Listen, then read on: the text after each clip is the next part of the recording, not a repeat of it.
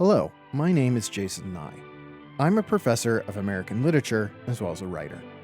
I'm looking forward to talking with you today about this 1934 adaptation of one of America's most well-known novels from one of its best-known and enduringly studied and admired writers. As we watch this film together, I'll discuss some of the biggest changes it makes to Nathaniel Hawthorne's novel and why. We won't be able to get to all of them, though, because that would take more time than what we have. I'll also discuss how the film brings to life some real aspects of 17th century Puritan culture. Since this is a Poverty Row production, I'll explain what that means and delve into the fascinating history of Majestic Pictures, the company that made it. And we'll also get into how this film arrived right at the end of the pre-code era, when Hollywood started tightening up its moral standards, because that did have an influence on this film's final version. I'll share how the film was initially received upon release and explain why it received an improbable theatrical re-release in 1965.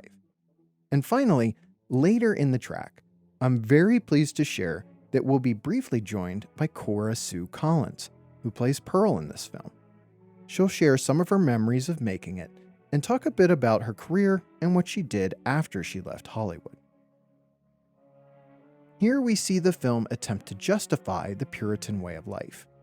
We haven't even made it into the actual film yet, and it's already deviating from Hawthorne's much more ambiguous and critical approach to his family and country's theological origins. In case you're wondering, the cleft stick mentioned here, and seen in just a moment, was a real form of punishment that Puritan leaders used in the colony's early years. It consisted of a piece of wood that was split so that it could clamp down on the top and bottom of the tongue. And those two men mocking this unfortunate woman would have been a common sight in Puritan days too. Here's a succinct description of what you could expect for transgressions during this era, taken from Juliet Haynes Mofford's book, The Devil Made Me Do It, Crime and Punishment in Early New England. Quote, stocks, pillories, and whipping posts erected in the center of town, usually near the meeting house, were a highly visible means of social control.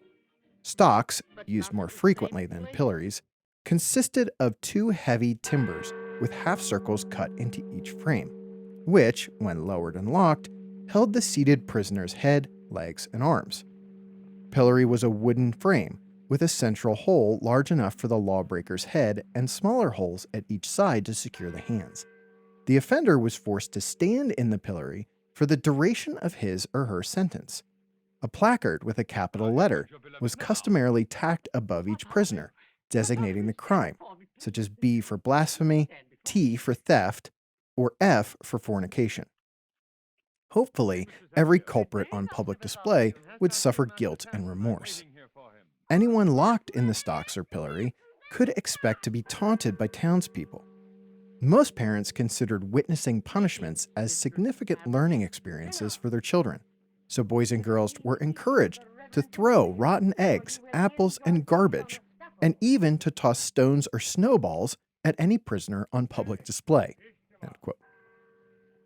This man playing a Native American character went by the screen name Eyes Cody, and for decades, he was one of the most recognizable representations of a Native American on screen. By the end of the 1940s, he would have been most readily identified with his role as Chief Iron Eyes in Bob Hope's hit 1948 Western comedy The Paleface. But it was the 1971 Keep America Beautiful ad, one of the most famous and effective commercials in American TV history, that earned him his nickname, the Crying Indian. In the ad, which coincided with the launch of the Earth Day initiative, he paddles a canoe down a dirty stream, its shoreline covered with trash. He walks along a road with more trash, and then a car's passenger tosses a bag of fast food out the window. It breaks open and spills out all over his feet. In the final shot, he turns toward the camera in close-up, and we see a single tear run down his cheek.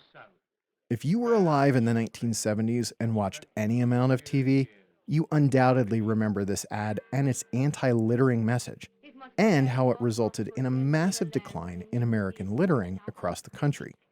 But as it turned out, that famous single tear was fake, and so were his longtime claims that he himself was a mix of Cherokee and Cree. the man providing America with its most famous on-screen depiction of a Native American wasn't Native American at all. In 1996, a newspaper report revealed that he had actually descended from Italians. He denied it, but further documentation proved it true. Being left to her own misguidance, his wife, Hester Prynne, went astray. Hester Prynne is alive. A purer creature never lived. You know her? Know her? I'm her husband. Her husband's best friend. Nice save there, Chillingworth. Here, we get our introduction to Henry B. Walthall, who is playing him. He had actually played Chillingworth once before, in the silent 1926 version of this story starring Lillian Gish, a film that is considered by many critics as a quite strong adaptation of Hawthorne's work. In an interview with Silver Screen magazine in October 1934, he stressed how much he enjoyed playing parts like these, saying he, quote, liked the villains best of all. There is sauce to a villain. He has originality. He is not bound by the conventions which put a fence around the juveniles and heroes. They have to act a certain way, or they muss up the part. But a villain, now there's a fellow for you. He can do anything he thinks of, and usually does. It is the villains of the world who break the monotony, add the danger and suspense, the drama and the spice. Without villains, where would the screen be? Or the stage? Or literature? They are the meat of art. Villains. Take this role I'm playing now. I'm Roger Chillingworth in the film The Scarlet Letter. I'm Hester's husband. Hester's played by Colleen Moore, and what a time I give that poor girl. I played the same part years ago with relish." End quote. And speaking of Colleen Moore, she'll be making her first appearance momentarily. Moore was arguably the biggest female star of the mid-1920s, but this was her final screen role, and that was by design. Once Hollywood made the transition from silent films to talkies in the late 1920s, she found that she just didn't enjoy making movies like she once did. So she left a lot of money on the table to pursue other passions, including stock market investing and the creation and nationwide charity tour of what became America's most famous dollhouse, a marvel of engineering and design that you can still see today at the Chicago Museum of Science and Industry. For more information about her, make sure to check out the included booklet essay in this release. I mentioned earlier that this is a Poverty Row production. Poverty Row refers to a location in Hollywood where the small independent producers of the industry's earliest decades set up shop. They had neither the budgets nor resources of the big studios like Paramount and MGM. But what they did have, well, at least what the successful companies had, was the ability to stretch a dollar and use what connections they did enjoy to their advantage. For example, these crowd scenes were shot on an MGM backlot. That studio also arranged for Majestic to use all of the extras you see here. Those sorts of logistics were well outside of the typical Poverty Row production, which was usually stage-bound, with only a handful of actors appearing in the entire film. This version definitely benefits from the early staging of this big crowd scene, as it gives the film a larger sense of scale before moving on to its inexpensive interior sets. What we witnessed in that opening scene of Puritan punishments, such as the cleft stick and that man in stocks, is, by and large, historically accurate.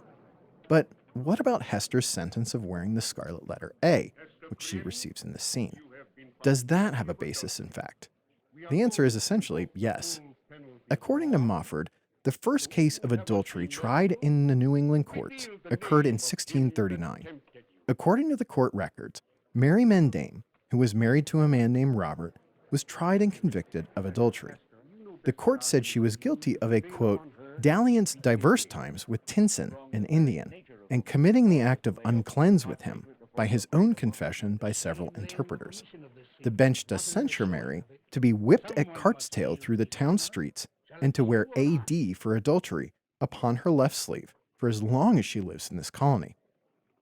If found without this badge of shame, then to be burned in the face with a hot iron." End quote. Tinson, it probably won't shock you to discover, was seen as less culpable and therefore deserving of a lesser punishment. The court decreed that, quote, the Indian should be well whipped with a halter about his neck at the post, because the crime arose through the allurement and enticement of said Mary, and he was drawn thereunto it. End quote. In other words, Mary seduced him, so she was primarily at fault. But believe it or not, it could have been worse for her. Under the laws of the time, they both could have been sentenced to death for adultery. During the Puritan era, at least a few other unfortunate souls met that fate at the gallows for straying from their marriages. And yes, men could also, and some were, forced to wear AD if convicted of adultery. But lest you think that there was just a never-ending parade of people getting shamed, whipped, and executed for cheating on their spouses, I should also note that any kind of public punishment for adultery was a relatively rare occurrence. From 1639 to 1774, the courts averaged just one adultery case every few years. However, knowing that information gives more weight to the stakes of what's happening in this scene.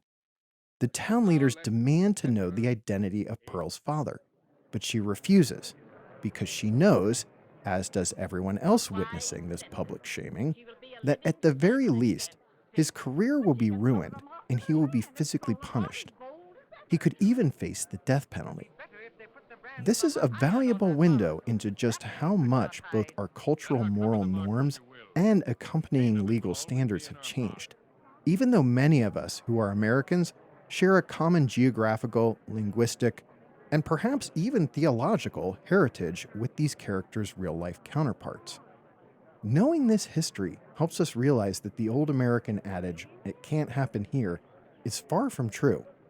In many cases, it already has. During an initial watch, the start of this scene probably comes across as strange to a contemporary viewer. Dimmesdale, played by Hardie Albright, enters Hester's house, walks slowly over to her, looks at Pearl, and then just stands there. Meanwhile, no one is talking. It's important to remember, though, that everyone involved in this production, from director Robert Vignola to its actors, made and established their careers during the silent era, when this kind of wordless interaction, in which the story is told by big emotional expressions instead of through dialogue, would have not just been typical, but required by technological limitations. Once the talkies arrived, scores of actors found that they couldn't make the transition, either because audiences rejected the way their voices sounded, think Singin' in the Rain, or even if they didn't, the actors suddenly discovered that they couldn't memorize their lines at the pace required by the film's shooting schedule. But even if they avoided those pitfalls, they could also just not enjoy this new style of acting that required dialogue. That was the case with Colleen Moore. While people look upon me with reverence, I must reveal myself for what I am. No, no, Arthur. It would make my burden only the heavier to see you dishonored. How can I stand in my pulpit and meet the eyes of the people who are hungry for truth, knowing in my soul that I am a living lie? Hester, we must marry. Think not of us. Your duty's with the people. They've entrusted their very souls to your care. If we destroy their faith, where will they turn? I let that piece of dialogue play because it's emblematic of an issue that not just this film, but any adaptation of Nathaniel Hawthorne's writing faces. Do the filmmakers update the syntax into a contemporary vernacular? Or do they attempt to reproduce a more accurate facsimile of 17th century speaking styles? Either option presents benefits and drawbacks. The former allows for a more easily accessible pathway to the word's meanings, similar to the No Fear Shakespeare retellings of the Bard's plays, that, in effect, translate them for my students who don't want to do the work of deciphering Elizabethan English.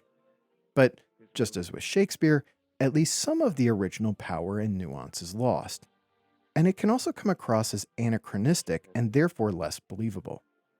The latter option maintains more fidelity to the source, but can come across as stilted and awkward, especially if the actors aren't up for the task of speaking it convincingly. Whether this film made the right choice by attempting to emulate a Puritan speaking style is of course subject to each viewer's tastes. I will say that for me, the first time I watched it, I thought it was the wrong choice. But upon a rewatch, once I'd grown more accustomed to it, I actually think it works reasonably well.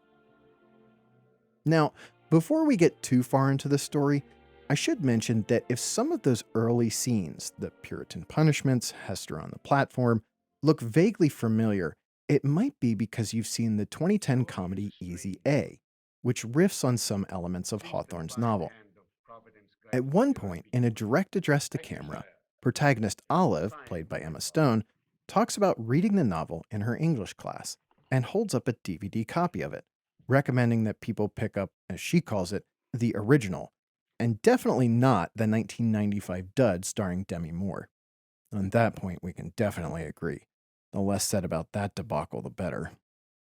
Although calling this film the original is a misnomer, since even in 1934, at least 8 other film adaptations of the same story had preceded this one. I'm guessing Easy A included this particular version, not just in its film, but also in its trailer, because since the film has been in the public domain for quite some time, it wouldn't have cost the filmmakers anything to license. One notable change they made is to digitally alter the A Hester wears so that it's red. And against the film's black and white imagery, it certainly makes the A stand out. The colony is indeed fortunate. We have long needed a skilled man of medicine. Thank you. Now, where can I find lodging? The tavern is already filled. It's worth noting that during this time, and well after it, it was common for taverns to double as hotels for travelers. And since the tavern's mentioned, I'll take that as license to relay one lesser-known aspect of Puritan culture: rampant drinking. For many Puritans, drinking began at breakfast and lasted throughout the day at every meal. They might have been strict in many other areas of life, but they could probably drink today's average American under the table. Of course, a big part of this was by necessity, since clean water was much harder to come by back then. But they can't put it all on that reason. And you did not want to get between a Puritan and their alcohol. One of my favorite passages in Puritan literature comes from William Bradford's History of the Puritans of Plymouth Plantation. In it, Bradford, who served as governor of the Plymouth colony, tells us that when the Puritans first arrived in what they would later dub New England and faced a harsh and deadly inaugural winter in 1620, a disagreement broke out between the Mayflower's Puritan inhabitants, who were still living on board the ship, and the secular ship hands. He says the Puritans were, quote, hasted ashore and made to drink water, that the seamen might have the more beer, and one, which was the author himself, in his sickness, desiring but a small can of beer, it was answered that if he were their own father, he should have none, end quote.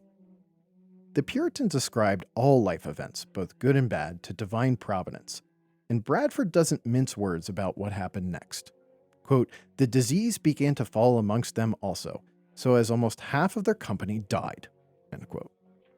In essence, if you stand between a Puritan and their beer, God himself will enact a swift and terrible judgment. Here, we see more silent film style acting, with mannerisms and expressions that would have felt natural in the 1920s, but play less convincingly when they correspond with actual dialogue. Now, in those Easy A clips I mentioned earlier, it's worth noting that the transfer the film used is clearly in poor visual condition. This film's public domain status means that any company can release a copy of it, which means that the versions most people have historically seen on home video have looked substandard. What's exciting about this release is that it's taken from a 4K scan of the original camera negative. It is not common for the original negative of early 1930s films to still survive today, even from the major studios. Most of what we still have are copies at various stages of remove from their source material, such as interpositives, or worse, film prints that are battered and bruised from months of being run through projectors. Over the decades, countless film negatives have been lost, thrown away, or burned up in warehouse fires. It's even rarer that the camera negative for a 1934 Poverty Row production survives, since those studios often only lasted a few years and didn't possess the same kind of storage facilities as the majors. If you go back just a few years earlier to the silent era, all film elements, meaning the negatives and all copies, of somewhere between 75 and 90% of all films from before 1930 are lost forever. So it's a real treat to be able to enjoy a film this old in the kind of quality we're seeing here. I mentioned at the outset that this film makes several changes to Hawthorne's novel. And since this scene features Chillingworth's big speech about his villainous master plan, this is a good time to delve into one of them. A key aspect of Hawthorne's writing that does not carry over into this film is his relentless pursuit of thematic ambiguity that requires active interpretive work on the part of the reader. His stories are still read and puzzled over today because he avoids easy allegory and obvious messaging in favor of a more complex and layered style. He was born in Salem, Massachusetts, the site of the most notorious historical event in Puritan history, and was obsessed with Puritanism, especially since his great-great-grandfather served as one of the judges of the Salem witch trials. He's at his best when penning short stories such as Young Goodman Brown and The Minister's Black Veil. I teach these and other of his stories every year, and my students still find themselves drawn to and confounded by them. But in this film adaptation of his novel, his complicated characterizations of Hester, Dimmesdale, and Chillingworth have been flattened out into easily digestible character types. Hester as the suffering woman of virtue, who, by the way Moore plays her, seems to have only sinned once in her entire life when she slept with Dimmesdale. And speaking of Dimmesdale, he is the tortured soul who possesses a heart of gold, a man who can't live without operating at peak integrity. Meanwhile, Chillingworth is the vamping villain, the man who lurks in the shadows, always ready to torture them both out of a twisted desire for revenge. While the broad strokes of Hawthorne's story, including elements of these characterizations, have been carried over into this film, it's the nuances that have been lost, the moments that draw us in and make us wonder what we really know about these characters, especially Hester. I'll talk more about this when we get to the end of the film, including reading from a passage of Hawthorne's novel. Before I get into the next major change we're about to see, I want to talk briefly about our director, Robert Vignola. There was some chatter in the trade papers that this would be his chance to hit it big and get back into directing on a regular basis again. He'd already accrued over 100 directorial credits during the silent era, but once the industry transitioned to talkies full-time by 1930, he found himself out of work. He made his way back in 1933 with Broken Dreams, starring, of all people, Randolph Scott. But then, after this film, he was only able to muster up work on a couple of other one-hour cheapies. By 1937, he was out of the director's chair for good. Like many actors from the silent era, many directors who'd grown accustomed to the silent film style struggled to adapt to the different demands of sound. Some of those struggles are on display here, with those long stretches of silence and exaggerated facial expressions that I pointed out. Audiences simply grew less tolerant of these antiquated choices the further into the 1930s they got. It probably goes without saying, but these two comic relief guys, Bartholomew Hawkins and Samson Goodfellow, are not in Hawthorne's novel.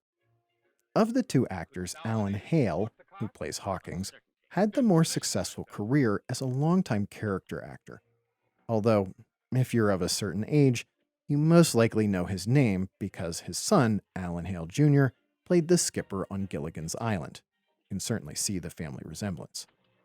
When Majestic announced the film to the press, the New Movie magazine quipped about it, quote, accompanying an announcement that Hawthorne's The Scarlet Letter is to be remade as a talking picture is a note which says more humor is to be put into the new film than there was in the original version with Lillian Gish as the star.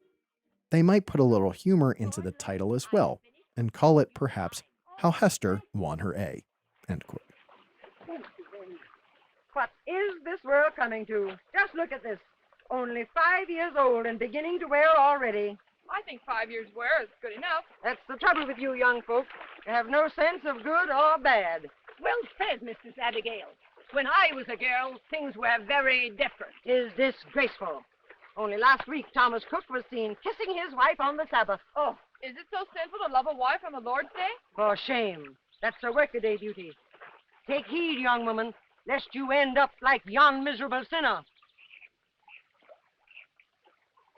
I always said her punishment was much too light. Exactly. Ladies, don't go showing your husband you love him on the Sabbath. Kissing him on a Sunday can only lead to cheating on him. Here comes Cora Sue Collins, and we'll hear from her in a few minutes. First, I should mention that this scene represents an interesting ongoing theme. That while the men hold the positions of official power within the town, it's the women who judge Hester even more harshly and extract a much more vicious form of unofficial punishment. The novel does not include that specific kids these days dialogue we just heard, but early on, it does show an acrimonious attitude from some of the women toward Hester during her public humiliation. It also includes a town witch who tries to get Hester to join her in practicing witchcraft. I would have loved to see her carry over into this film. Some other minor changes have already occurred. In the novel, Hester recognizes Chillingworth earlier from the platform, and he meets with her for the first time while she's in prison, not at her home. But Bartholomew and Goodfellow probably at first glance seem like the most significant and bizarre divergence from Hawthorne's novel, since they're completely at odds with his original, much more serious tone. However, consider the economic context of when this film was released in 1934. The country was in the second of the two worst years of the Great Depression. While unemployment rates weren't calculated as precisely as they are today, we still know that in 1933, the rate of those out of work skyrocketed to at least over 25%. And in the summer of 34, that number still hovered over at least 20%. The filmmakers needed to consider how this film would play in mostly rural, independently owned theaters, since they made up the bulk of Poverty Row bookings. These communities were especially hard hit by the economic downturn. Now, imagine you're a movie producer who wants to adapt a classic work of literature that is famously depressing. Are you going to have an easier time selling downtrodden Americans on a faithfully dour adaptation, or a spruced up, sometimes comic retelling? By the way, I asked Cora Sue about what it was like to shoot this mud scene, and she had a very matter-of-fact response, saying it was just work to her. In the early 30s, Americans, particularly those who patronized the kind of theaters in rural areas, were flocking to comedies like The Front Page and It Happened One Night, because they wanted to escape their problems for a couple of hours, not get dragged down into the miserable lives of people who were even worse off than they were. So while it might not make the most narrative sense or be as faithful to the source material, when considering the economic backdrop of the day, it made business sense for Majestic Pictures to include a comedy duo. Okay, I'll provide a bit of context about Cora Sue Collins' career, and then we'll hear from her. She was a child actress who appeared in nearly 50 films between 1932 and 1947. She abruptly left the industry when she was still a teenager, and we'll get into why a bit later. She was gracious enough to share her memories of the people on this film and of her career, starting with her childhood before she started acting at the age of 3. When I asked her about going to the movies as a young girl before moving to Hollywood, here's what she said. My mother said when she would take me to the theater, to silent movies, if she didn't hold on to my hands, both of them, I would escape and I would go to the aisle and I would imitate what the actors were doing on screen. It wasn't long after that experience that she faced a remarkable turn of events. Here's how she responded when I asked her to share how she got started in acting. My father gave his secretary a mink coat for Christmas. And my mother decided she'd teach him a lesson.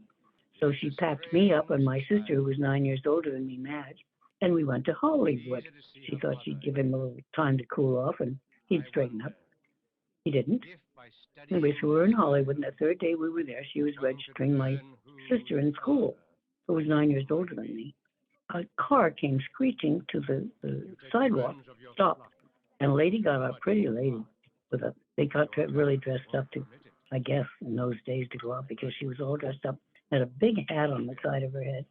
And she indicated me with her finger, and she said, would you like to put your little girl in pictures?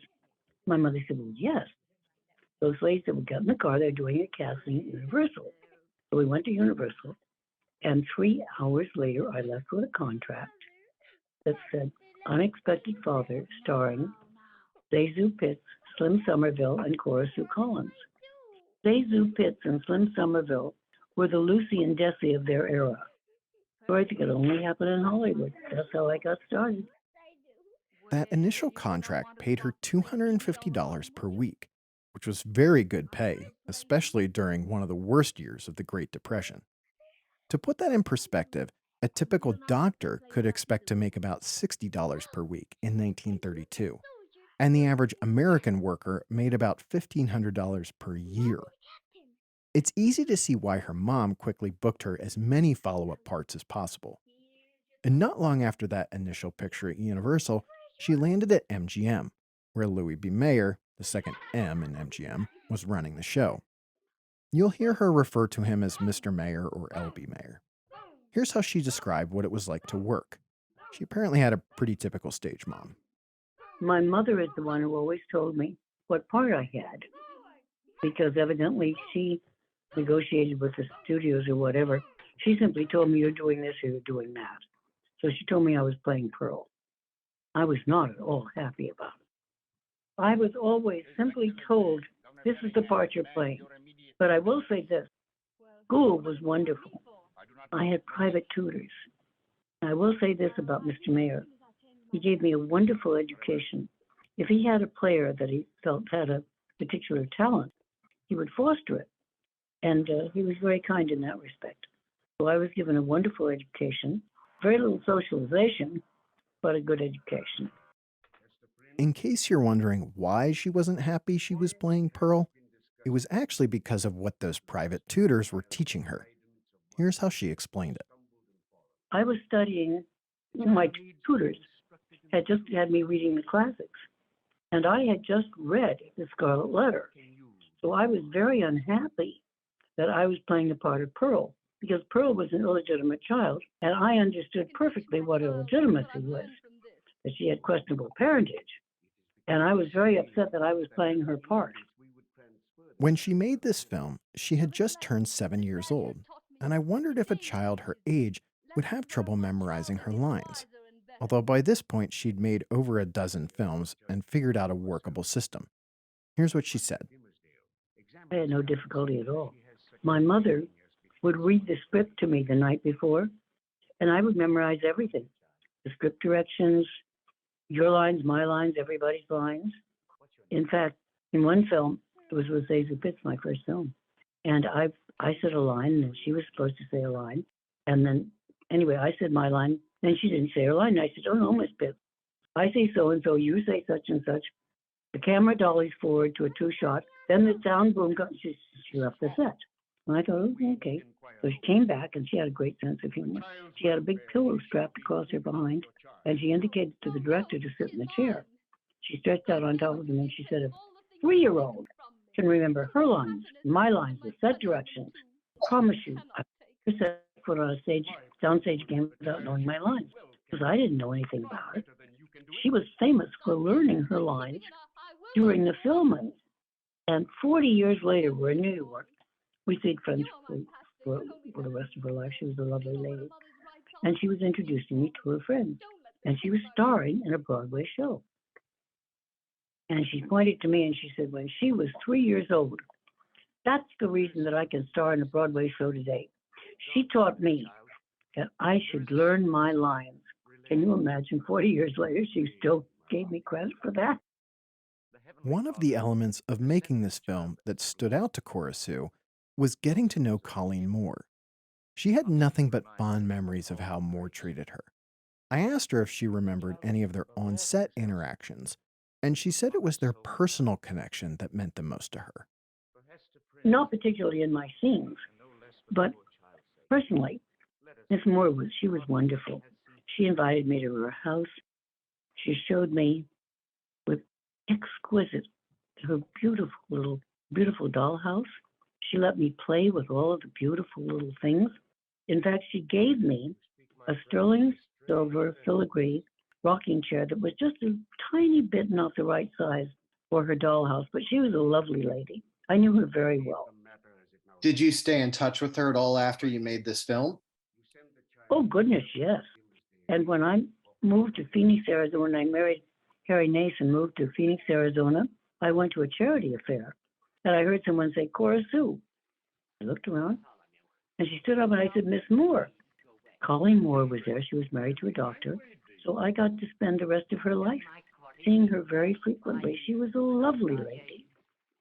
What I found interesting in retrospect, although it makes perfect sense given Cora Sue's age at the time, was that she had no pre-existing knowledge of Moore's massive amount of fame. Here's what she told me about that. About her career, I didn't know anything about her career.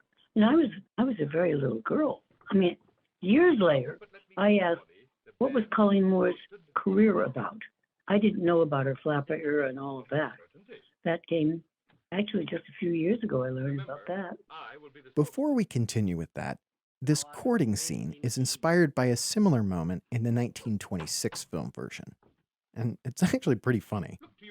Now, as you might have already noticed, playing Pearl required Cora Sue to do a decent amount of crying on cue. How does a 7-year-old do that? Well, when I asked her if she had any tricks to get the tears going, she told me a tale about how the director tried to get her crying. And I think it's safe to say this wouldn't be done today. I knew what was to happen because my mother had read the script. So when they're ready to shoot the film, Clapper went, and two great big men drugged my mother away from me. Just drug her. And the director said, aren't you going to cry? I said, bring my mother back. He said, aren't you going to cry? I said, bring my mother back. They brought her back. And I said, if you want me to cry, just ask me and give me a moment to think of something sad. My mother used to read the Bible to me at night, and there are a lot of sad biblical stories. So I wanted to cry. I would think of one of those sad biblical stories. So, given some of these experiences, did she want to be working all the time? Did she view her career as more of a positive or a negative thing? Actually, it was just work because we worked 6 days a week, Monday through Saturday. And a lot of times on Sunday, I had to go to L.B. Mayer's house to entertain his grandchildren or dignitaries or something. So I worked all the time. So to me, it was just work. I mean, to me, it was drudgery. I just worked from morning till night. I mean, I would go to work, have to be on the set ready at 9 o'clock in the morning. And then they would break at whenever the set broke. It could be 9 o'clock at night, it could be midnight. And I still had to be back there the next morning at 9 o'clock knowing my lines. So to me, it was just drudgery. But in retrospect now, I realize that really I must have had a lot of fun because what little girl doesn't want to play dress up? And here I was being costumed by the most famous costume designers in the world and being made up by the most famous makeup artists in the world and directed by the most famous directors in the world. So in retrospect, I guess I had a lot of fun. However, she barely ever got to see her own work, in part because she didn't want to. After I initially contacted her about contributing to this track, she told me that she'd actually never seen this film, so it gave her a reason to watch it for the first time, nearly 90 years after she made it. Here's why. When I was a little girl, the last thing in the world I wanted to do on my Sunday afternoon, because Sunday I went to Mass in the morning, so Sunday afternoon was my only free time. And the last thing in the world I wanted to do was go see a movie. So I never saw myself, or anybody else for that matter. Earlier, I mentioned that she left Hollywood at a young age. In 2020, when the Me Too movement had gained momentum, she decided to break her silence about why she walked away. As she recalled, when she was still a teenager and a minor, a writer at MGM named Harry Ruskin told her that if she wanted a part in the script he'd written, she'd have to sleep with him. She said she'd have given her right arm for the role, but not her virginity. Ruskin had been a mentor to her, a father figure, so she was devastated by this unwelcome proposition. She left the room where they had been meeting, found the first empty space in her path, a broom closet, and broke down crying. Then she reported Ruskin to Mayer. When she detailed what he'd done, Mayer told her she'd get used to it. Once he realized she wouldn't play ball, he told her she'd never work in Hollywood again. She told him good. That's what she wanted. I asked her if she'd be willing to reflect decades later on her decision to leave the industry. she did not hold back. To this day, it was my best single decision of my life. To leave the industry, it's a terrible, rotten business. Still is, always will be. Oops, but that's how I feel. So after she left, what did she do next? I did a lot of things. I raised Rottweilers. Oh, firstly, I got married and had 3 children. That's what I wanted to do. I wanted to have a family. So I had these 3 adorable children, and I spent my life dedicated to them. We had a wonderful time. And I grew up with them because I got to do all the things that I didn't get to do as a child. I can imagine people would probably say, oh, here comes this crazy lady. She's going to come and do all the things with her children again. I mean, I'd ride their hobby horses and do all those things because as a little girl, I was never taken to a park. I mean, I worked my entire life. The only time I ever did anything like that was when the little girl the part I was playing, the child did. So, to wrap things up, what did she think of the film? What amazed me about watching that film is that it made adultery seem absolutely boring. It's always refreshing to talk to someone who's well past the age of tiptoeing around what they really think. I'll get into how the film presents adultery later, because unlike the 1926 version, and especially the 95 Harlequin romance iteration, this film was operating under a specific set of constraints. But before we get to that, many thanks again to Cora Sue Collins. I hope you enjoyed hearing her memories as much as I did. Shifting gears, I'd like to talk about Majestic Pictures, the studio that made this film. As the brainchild of 2 producers, Harry Sherman and Jack D. Tropp, their publicly stated plan was to transcend typical Poverty Row output by making films that would exhibit excellence on the screen.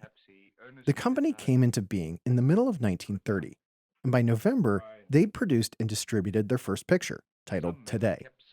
But while the film garnered some strong reviews, it failed to make enough money to keep the lights on. As a result, the Majestic name wouldn't adorn another film until 1932. And by that time, Majestic had a new executive at the helm.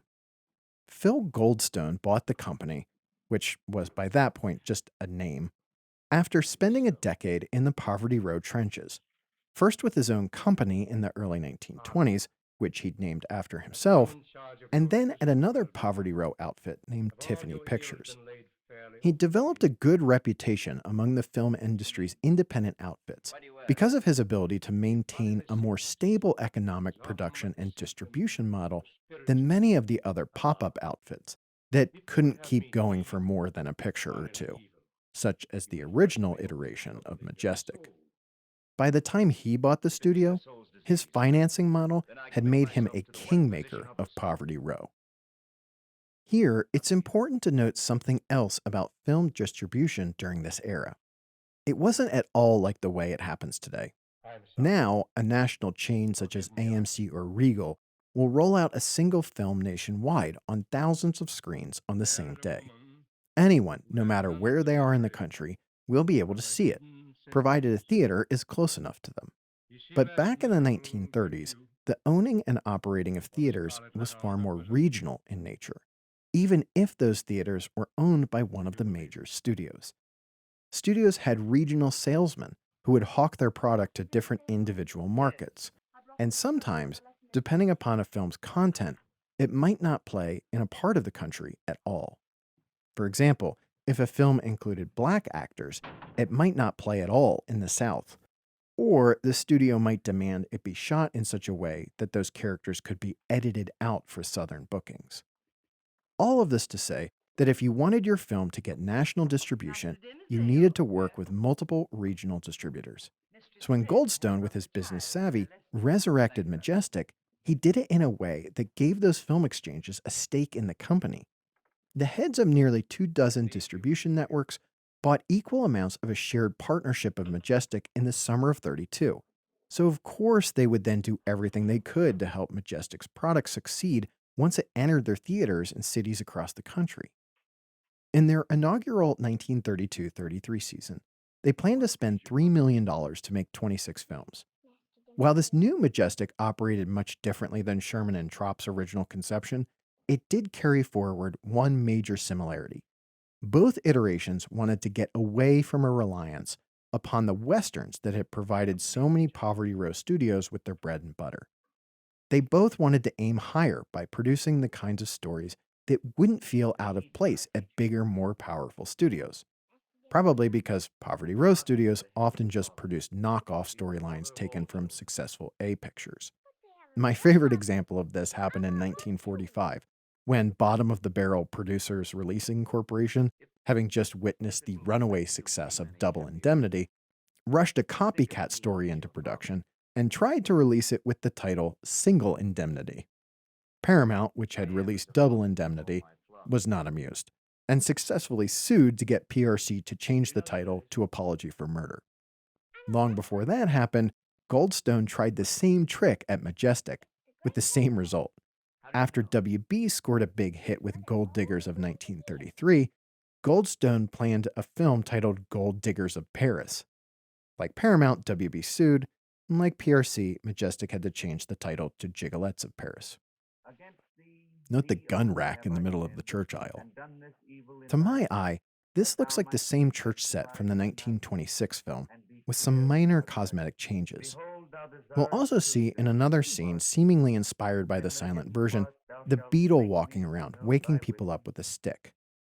Again, the beetle is based on a real aspect of Puritan life. In her 1891 book, The Sabbath in Puritan New England, Alice Morse Earle describes the beetle this way. A, quote, colonial sleep banisher was equipped with a long staff, heavily knobbed at one end, with which he severely and pitilessly rapped the heads of the two sleepy men and the two wide-awake boys. From the other end of this wand of office depended a long foxtail, or a hare's foot, which he softly thrust in the faces of the sleeping Priscillas, Charities, and Hopestills, and which gently brushed and tickled them into reverent but startled wakefulness. End quote.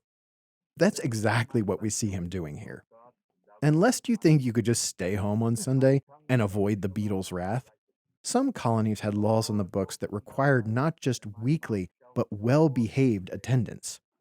For instance, in 1660s Virginia, absence from church would result in a fine, not to be paid in money, but in 50 pounds of tobacco. In Massachusetts that same decade, two individuals in Salem had to pay a more traditional monetary fine for, as the citation read, quote, frequent absenting themselves from the public worship of God on the Lord's days, end quote. And in 1758, a child in Plymouth named Abiel Wood landed himself in court and in front of a magistrate because he, bored during a sermon, took out a piece of chalk and drew on the back of the boy sitting in front of him. Call me crazy, but this problem of absent, bored, or sleeping parishioners seems to have a simple solution. Perhaps Puritan pastors, instead of focusing on compulsory attendance and enforced behavioral codes, would have been better served by crafting more compelling sermons that wouldn't put their congregants to sleep and would instead actually encourage people to enthusiastically participate in the community they were trying to build. This seems to be one of the points a later American writer, Emily Dickinson, makes in her poem, The Bible is an Antique Volume. But I digress. In the film business, success invariably breeds imitation. But if the imitations are well made enough, they can pull their own weight, which is what happened with Majestic's initial relaunch. While the company only managed to produce half of its intended 26-picture output, the films they did make played well in both urban and rural settings, meaning they wouldn't need to rely only on the smaller, more out-of-the-way theaters other Poverty Row outlets were completely dependent upon for survival. Within a year of its reconstituted company's launch, Majestic was expanding its operations into Australia, Canada, and England. Budgets for its pictures were rising to between double and triple what Poverty Row Studios typically spent on a per-picture basis, and reviews for its newer offerings were trending upward. Their strategy of 1933 seemed straightforward. Make stories with familiar storylines and bigger budgets and increasingly racy marketing, which would lead to more bookings and more growth. And it worked. 33 was Majestic's best year by far. The studio made the film that would represent its finest hour from the perspective of critical acclaim and the longevity of its influence. A film directed by Goldstone himself, The Sin of Nora Moran. This ambitious crime melodrama, with its non-linear flashback structure, is now believed by many film scholars to have had a direct influence on the narrative construction of Orson Welles' Citizen Kane. And it also featured an appearance from Cora Sue Collins. That same year, the studio scored the biggest box office hit of its history with The World Gone Mad by taking Pat O'Brien, one of the stars of 1931's success story The Front Page, and casting him as the lead in another newspaper-themed film. Again, success through imitation. You might know The Front Page via its classic 1940 remake, His Girl Friday.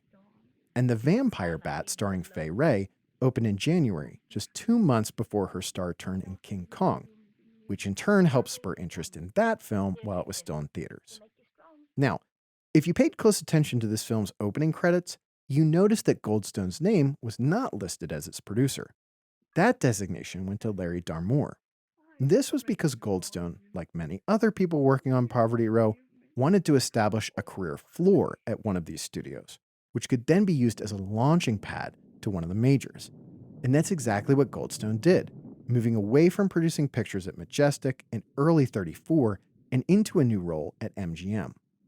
Darmour succeeded Goldstone as the company's head of production, and this was the first film he produced for Majestic in this role, although he'd already been working at the studio as a producer.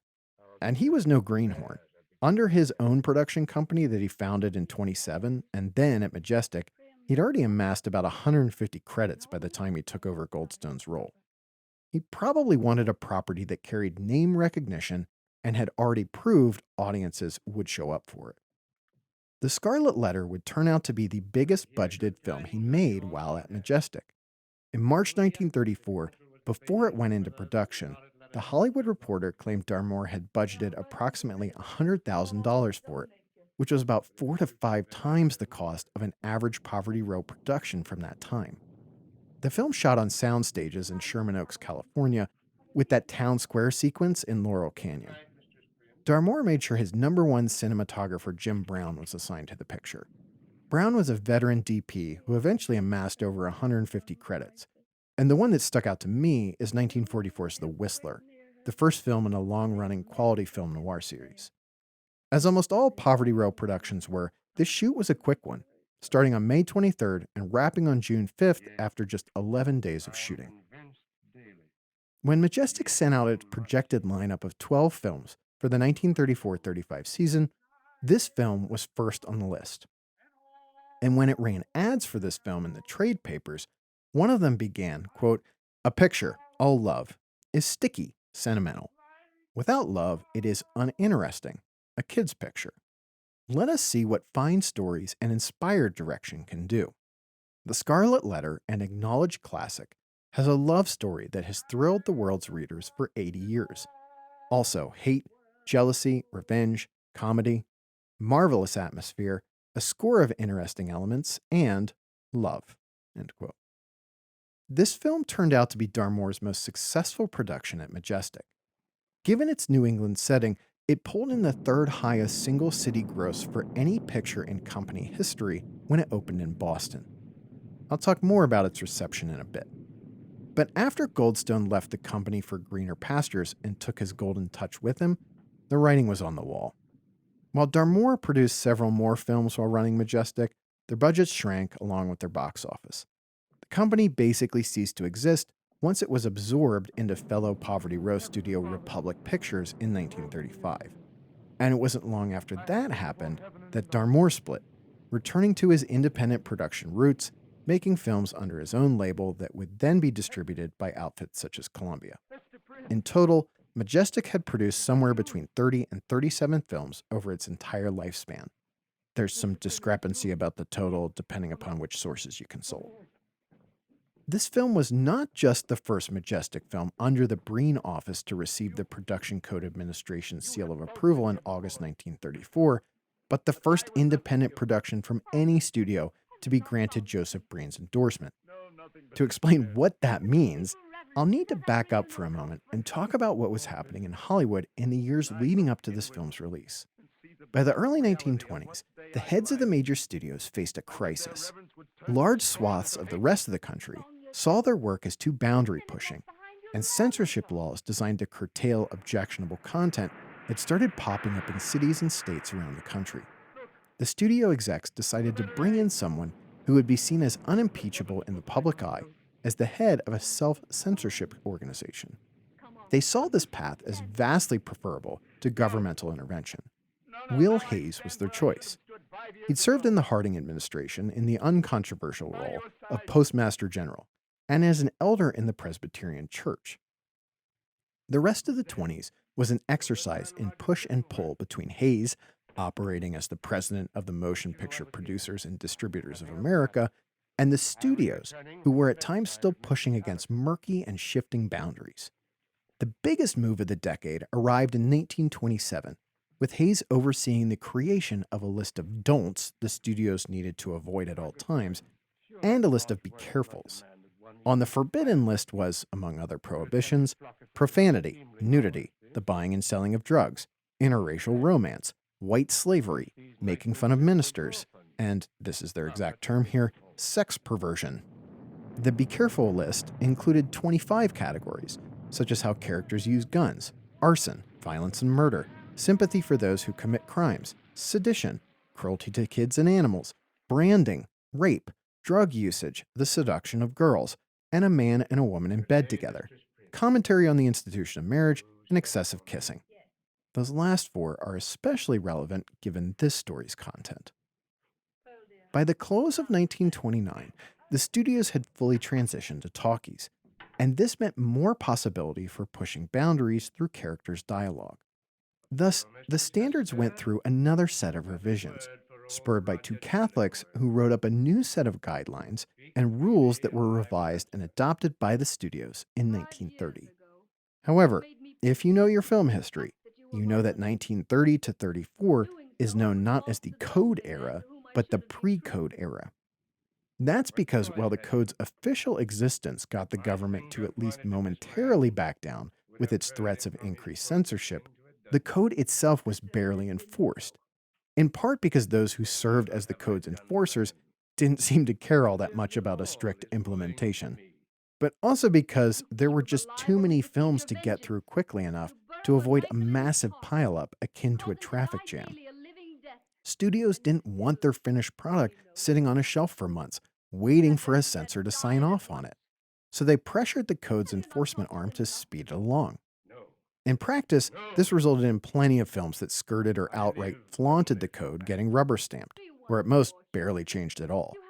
In other words, the Code was little more than lip service to all those concerned religious groups and politicians, a PR stunt that put forward a politically acceptable appearance while operating much differently in reality. Did America really expect anything different from a group of professional storytellers? But that wink-wink, nod-nod approach to enforcement could only last so long. In December 1933, The Hollywood Reporter reported that, quote, "The picture industry is going to be made to clean up or else, and that else will be federal censorship with no less a power than President Roosevelt ready to sponsor its passage through Congress," end quote. That's right, the government was back on the beat, patrolling Hollywood, this time under the auspices of FDR's New Deal legislation. And so were the religious groups, especially Catholics, some of whom announced that they were forming a National Legion of Decency to help clean up all those dirty back alleys in Hollywood. Many parishes even went so far as to ask their congregants to take a detailed pledge to avoid morally deplorable films.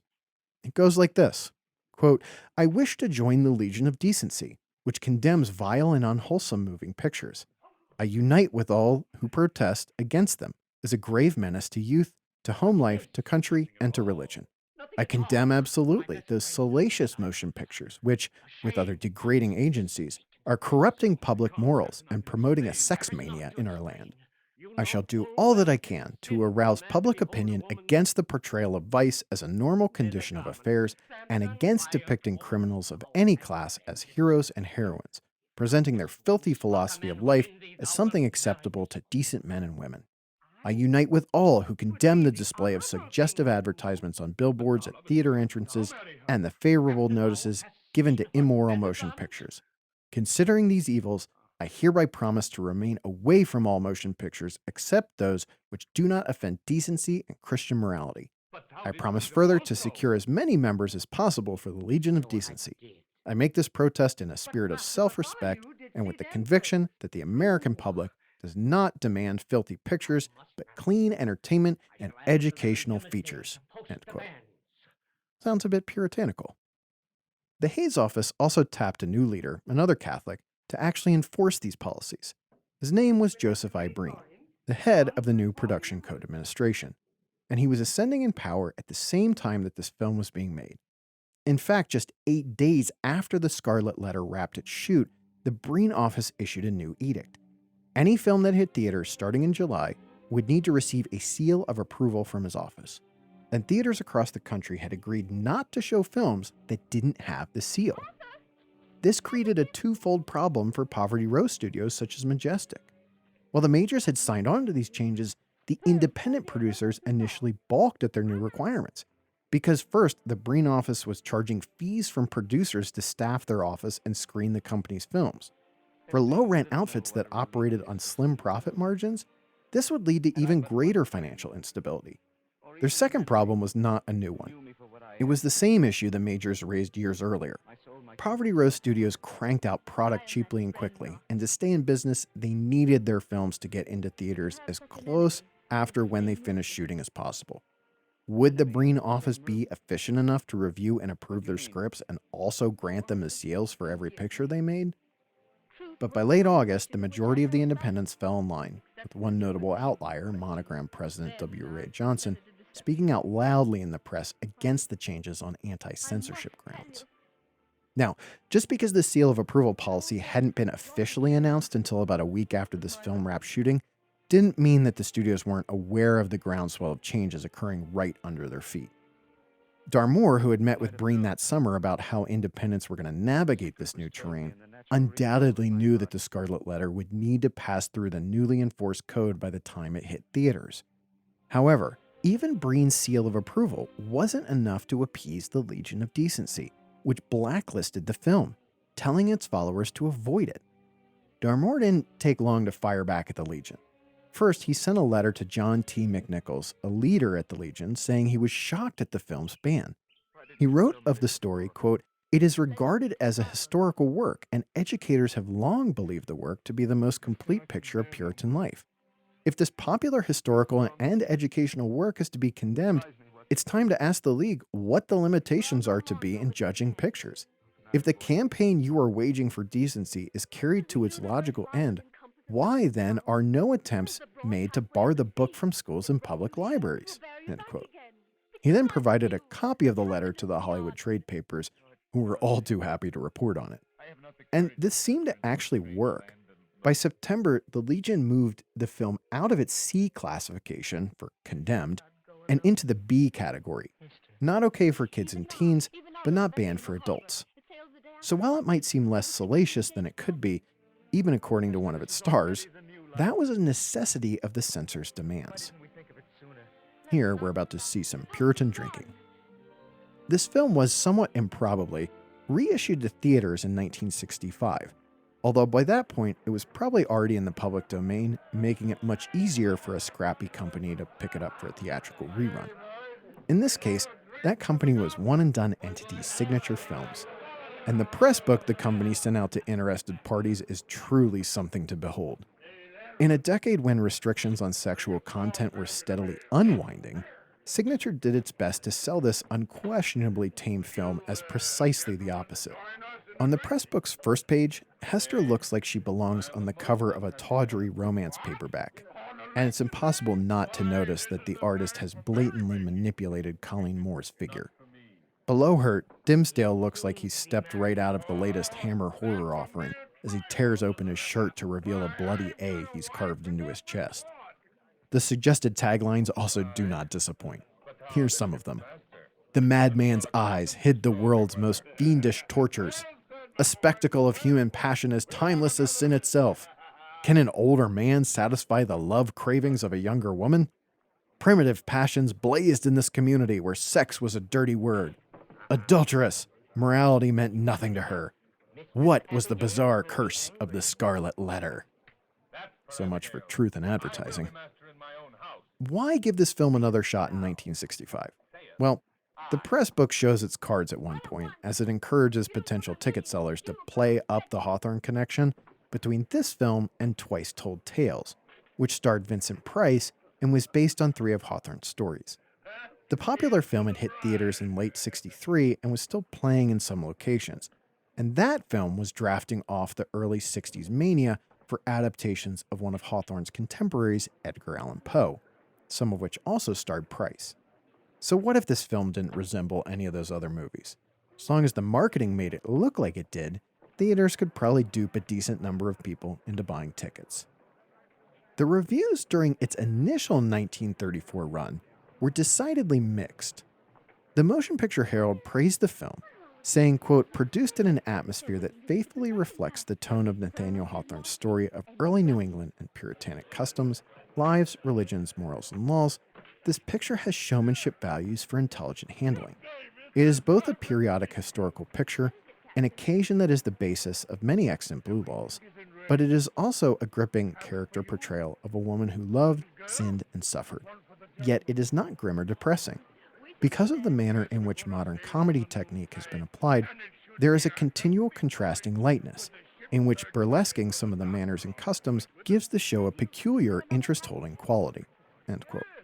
The Film Daily wasn't as impressed, saying, quote, although a much better picture could and should have been made from this book, Majestic has turned out a product that may fare well enough with the not-too-discriminating audiences. Chief handicaps of the picture are a lack of appropriate vitality and frequently creaking dialogue. Colleen Moore as the girl branded with a scarlet letter, and Hardie Albright, the young minister who eventually succumbs in retribution over his sin, do quite well with their roles, and there's a good performance of the heavy by Henry B. Walthall, Colleen's supposedly dead husband who reappears and is relentless in his efforts to be avenged. Director Robert Vignola did fairly well with the script handed him, but for the most part, however, the characters are not sufficiently alive and do not adequately create the atmosphere of Nathaniel Hawthorne's novel, end quote. That's nothing compared to Harrison's reports, which excoriated the film, saying, quote, this old-fashioned and outmoded melodrama is mediocre. It is slow-moving, the dialogue, which occasionally harks back to the old-fashioned form of speech, sounds silly, and the comedy is ineffective.